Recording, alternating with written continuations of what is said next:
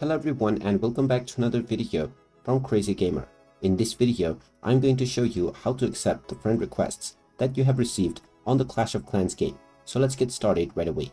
First of all, open up the Clash of Clans game on your device, and once you open it up, you will be taken into your home base. Now from here, if you have received any friend requests, then you may receive a notification within the message box. But even if you don't, then you can check it from your profile icon at the top left. Once you tap on this, tap on social, and you will now see the friend request section. Go ahead and tap on it, and if there is any friend request that you have received, then you might see it here. You can tap on the accept button to confirm any friend request. If you don't find your friend request within this section, you may also check within your Supercell ID. Tap on the gear icon at the bottom right corner, and then tap on the open button alongside your Supercell ID. Within this page, you will see the friend requests that you have received. Tap on the accept button, and this will accept the friend request. And after you have accepted, they will now appear within your social section.